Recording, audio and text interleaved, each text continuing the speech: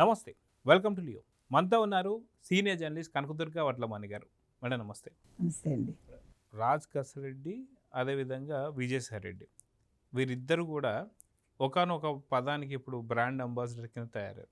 అదేంటి అంటే బట్టెబాస్. వాస్తవానికి కాకినాడ సెస్ పోర్టుకు సంబంధించిన ఇష్యూలో విజయసాయి రెడ్డి గారిని విచారణకు పిలిస్తే అక్కడికి వచ్చి సంబంధం లేని విషయం ఏదైతే ఉందో లిక్కర్ స్కామ్ అని చాలా పెద్ద స్కాము. ఆ స్కామ్కి సంబంధించి కర్త కర్మ క్రియ అంతా కూడా రాజ్ కసిరెడ్డి అని చెప్పాడు. దానికి సంబంధించి సుప్రీంకోర్టు కూడా ఇటీవల అసలుకి ఈ లిక్కర్ స్కామ్ సంబంధించి పూర్తి ఆర్కిటెక్ట్ రాజ్ కసిరెడ్డి అని చెప్పింది. ఇప్పుడు వాళ్ళ తోడల్లుడైనటువంటి ఒక ముప్పిడి అవినాష్ రెడ్డి కూడా బయటకు వచ్చి ఆయన విదేశాల్లో దాక్కోమంది కూడా నన్ను రాజ్ కసిరెడ్డి అని చెప్పాడు. ఇప్పుడు వచ్చి తను కూడా నిజంగా లిక్కర్ స్కామ్ బట్టేబాజ్ అంటే రాజ్ కసిరెడ్డి అని చెప్పేస్తున్నాడు. మొత్తానికి ఈ బట్టేబాజులు గోలైంది.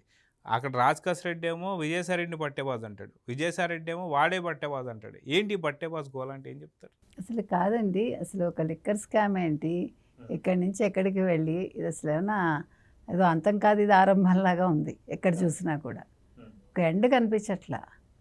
ఇవాళ ముప్పిడి అవినాష్ రెడ్డిని విచారిస్తే ఇక్కడ నేపాల్ దగ్గర అతను దాన్ని ఏమంటారు, ఈ డబ్బు దాచిన దానికి కాపలాగా ఉన్నాడు.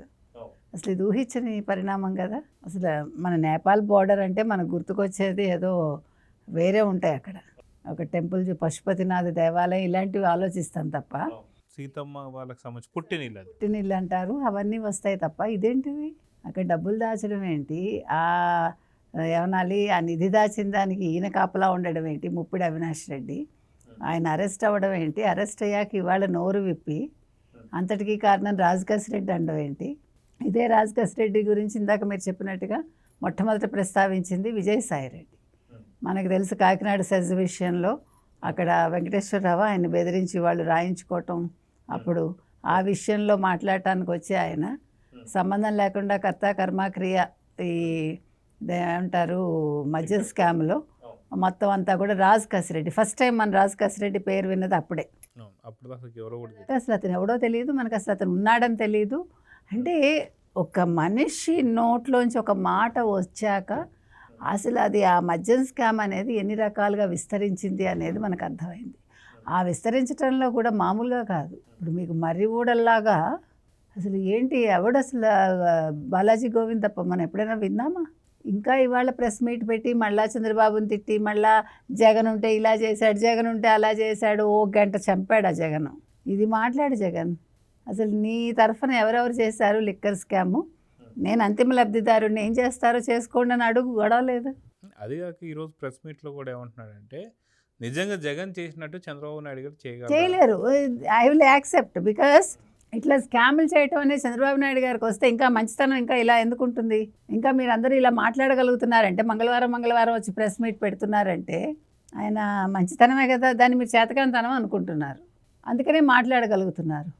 అసలు ఏంటండి ఇది, అసలు ఎక్కడికి వెళ్తోంది ఇవాళ అవినాష్ రెడ్డి అనే అతను, మీరు నా పేరు ఎక్కడికో తీస్తున్నారు, నాకు అసలు ఏ సంబంధము లేదు, నేను చాలా కొద్ది మేరకే నన్ను పరిమితం చేశారు, నేను ఒక ₹1,00,000 పెట్టుబడి పెట్టాను అంతే, ఇదేదో ఈ లిక్కర్ స్కామ్ గురించి నాకు తెలియక ₹1,00,000 పెట్టుబడికి ఆదాన్ కంపెనీ తర్వాత నా చేత పెట్టించి ఎవరు సరిచంద్రారెడ్డి పెట్టి 60 కోట్లతో, మీకు గుర్తుందా 100 కోట్లు ఇచ్చాను నేను అన్నాడు. ఎవరు? విజయసాయి రెడ్డి. వడ్డీ ఇవ్వలేదు నాకు, అసలు ఇచ్చారు కానీ అని కూడా చెప్పాడు. సో 60 కోట్లతో సరిచంద్రారెడ్డి ఆదాన్ అనే ఒక కంపెనీ పెట్టి వీళ్ళు ఏమంటారు కల్తీ లిక్కర్ అమ్మి జే బ్రాండ్స్ తయారు చేసి దాంట్లో ఇతను ఇన్వాల్వ్ చేసి ఈ ముప్పిడి అవినాష్ రెడ్డిని, ముప్పిడి అతని పేరేంటి అనిరుద్ధ్ రెడ్డి వాళ్ళ బ్రదరు, ఆశకి పోతే ఏమవుతుందో ఇవాళ అర్థమై ఉంటుంది అవినాష్ రెడ్డికి. ఎక్కడి నుంచి ఎక్కడికి ఇరుక్కున్నాడు, ఎక్కడి నుంచి ఎక్కడికి పారిపోవాల్సి వచ్చింది. నన్ను పారిపోమని చెప్పింది కూడా రాజ్ కేసిరెడ్డి అని చెప్తున్నాడు కదా. అంటే ముప్పిడి అవినాష్ రెడ్డి అందుబాటులోకి వస్తే లొంగిపోతే అప్పుడు రాజ్ కసిరెడ్డి బెయిల్ గురించి ఆలోచిస్తామని చెప్పి సుప్రీంకోర్టు చెప్పింది. అది కాక 9 నెలలు అయిపోయింది, ఇప్పటికి నన్ను అరెస్ట్ చేసి నన్ను ఇంకా అరెస్ట్ ఎందుకు చేస్తున్నారు, మిగతా వాళ్ళందరినీ కూడా వదిలేశారు, నన్ను ఎందుకు వదలలేదు అన్నాడు. అంటే వాళ్ళు నువ్వు సమమేనా అని అడిగింది కోర్టు. ఇంకా 9 నెలలు ఉన్నా పర్లేదు, సరే మొత్తానికైతే మీ తోడల్లుడైనటువంటి అవినాష్ రెడ్డి వస్తే నీ యొక్క బెయిల్ గురించి ఆలోచిస్తా అని చెప్పేసి అక్కడ స్వార్థంతో కదా. ఎంత స్వార్థం అంటే నువ్వు బయటకు రావడానికి అతను ఇరికిచ్చావు, కానీ ఇక్కడికి వచ్చిన తర్వాత పూర్తి సీన్ రివర్స్ అయిపోయింది. ముప్పిడి అవినాష్ రెడ్డి వస్తే సైలెంట్ లోపలేసేసి రాజ్ రెడ్డిని బయటకు వదిలేస్తారని చెప్పి రాజ్ రెడ్డి అనుకున్నాడు. కానీ ఇక్కడ ముప్పిడి అవినాష్ రెడ్డి వచ్చేసి లేదు పూర్తి కర్తాకర్మి అంతా కూడా మళ్ళీ రాజ్ రెడ్డి అని చెప్పి ఇంకా అనిల్ చోక్రా ఇలాంటి అందరి పేర్లు చెప్పడం ఇంకా ఇరుక్కుపోవడం ఎలా చూడాలంటారు? అంటే ఇది ఊహించాల ఈ పరిణామం.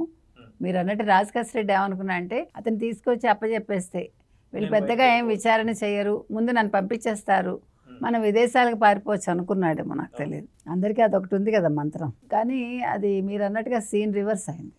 ఆ రివర్స్ అవ్వడంలో ఇవాళ ముప్పిడి అవినాష్ రెడ్డిని వాళ్ళు విచారించడంలో ఆయన నిజాలు బయటపెట్టాడు. మామూలుగా కాదు, ఇందులో నాకు ఇంతవరకే నా ఇన్వాల్వ్మెంట్ ఓపెన్గా చెప్పాడు. ఇంతకు మించి నాకు తెలియదు. మీరు అంతిమ లబ్ధిదారుడు అడిగితే నాకు తెలియదు, నాకు అసలు ఏమీ తెలియదు. ఎందుకంటే నేను ₹1,00,000 పెట్టుబడి పెట్టాను, నాకు ఇగో ఇట్లా జరిగింది, నన్ను అక్కడ కాపలా పెట్టారు, అక్కడి నుంచి ఫారిన్ వెళ్ళమన్నాడు, మళ్ళీ ఇవన్నీ చెప్పుకొచ్చాడు.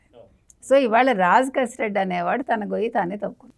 ఇంకా ఏమన్నా ఆయన నోరు విప్పకుండా నాకు తెలియదు, గుర్తులేదు, మర్చిపోయాను అంటే అవన్నీ కూడా ఇవాళ ఈయన ముప్పిడి అవినాష్ రెడ్డి అన్నీ గుర్తు చేశాడు. మీకు ఇవాళ చూసారా మీరు? అతను ఎవరు, ఆమె ఎవరు, అనంతబాబు భార్య లక్ష్మీ దుర్గా, నాకు గుర్తులేదు, మర్చిపోయాను, సేమ్ డైలాగ్స్ చెప్పి పిఎస్ఆర్ ఆంజనేయులు గారు అందరినీ కూర్చోబెట్టి ఎవరెవరైతే జైల్లోకి వెళ్తారో వాళ్ళందరికీ ఇదే అందరికీ కూడా ఇదే క్లాస్.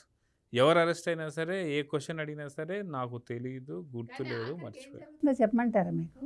ఏవైతే 3 పదాలు మాట్లాడిచ్చాడో పిఎస్ఆర్ ఆంజనేయులు అందరి చేత, ఆ 3 పదాలు ఆయన మర్చిపోయి నిజాలు కక్కుతాడు ఆఖరికి. అట్లా కక్కిస్తారు పోలీస్ వాళ్ళు. పోలీస్ శాఖలో పనిచేసిన పిఎస్ఆర్ ఆంజనేయులకి జరగబోయేది అదే, అందులో సందేహం అక్కర్లేదు. ఎందుకంటే అందరికీ ఈసెక్ నుంచి చెప్పిన బల్లి వెళ్ళి కుడితిలో పడిందని అందరికీ 3 పదాలు నేర్పించి ఆ 3 పదాలు ఆయన మర్చిపోతాడు ఆఖరి. సో ఇప్పుడు మనం ముప్పిడి అవినాష్ రెడ్డి దగ్గరికి వచ్చేసరికి జరిగింది ఇది. ఇవాళ ఇరుక్కున్నది పూర్తిగా రాజ్ రెడ్డి. కాబట్టి అతనికి బెయిల్ వచ్చే అవకాశం పూర్తిగా, అంటే శాశ్వతంగా ద్వారాలు మూసుకుపోయాయని మనం చెప్పచ్చు. ఇప్పుడు రాజ్ రెడ్డి 3 పదాలు తప్ప మిగతా నిజాలన్నీ బయటకు చెప్తే కొంతలో కొంత అతనికి శిక్ష తగ్గే అవకాశం ఉంది. జగన్మోహన్ రెడ్డి ఇంకా ఏ ధైర్యంతో మంగళవారం వచ్చి ప్రెస్ మీట్ పెట్టారో నాకు తెలియదు. ఇప్పుడు అంతిమ లబ్ధిదారుడు గురించి ఆయన మాట్లాడాలి. ఇవాళ ఏం జరుగుతుంది అసలు నెక్స్ట్ అంటే ఇప్పుడు అన్నీ చివరికి వచ్చాయండి, అట్లా ఆగాయి. ఈ ఆగాక అసలు వ్యక్తిని పట్టుకుంటారా లేదా, కోర్టులు ఏం చేస్తాయి, ఇక్కడ ప్రజలు చాలా ఉత్కంఠగా ఎదురు చూస్తున్నారు. ఏదో ఒక ఏమంటాం మనం సినిమాలు చూస్తాం చూడండి, ఏదో హారర్ మూవీస్ లాగా లాస్ట్కి ఏమవుతుంది, వాడు దొరుకుతాడా దొరకడా ఎవడు వాడు అనే చోట ఇక్కడ ఆగింది. అలా ఉంది పరిస్థితి. సో చూద్దాం మనం. ఖచ్చితంగా మీరన్నట్టుగా అటు రాజ్ రెడ్డి ఒక్కడు నోరిప్పితే, ఎందుకంటే ఇప్పటికే వాసుదేవరెడ్డి కావచ్చు, సత్యప్రసాద్ కావచ్చు, వీళ్ళందరూ కూడా అప్రూవర్ కింద మారిపోతామని చెప్పేశారు. సో రాజ్ రెడ్డి నిజాలు బయటపెట్టి అంతిమ లబ్ధిదారుడు ఎవరో బయటపెడితే ఖచ్చితంగా ఆ పెద్ద తలకే అరెస్ట్ కానుంది. సో చూద్దాం జరగబోతుంది. నమస్తే. Please subscribe to Leo news for more videos.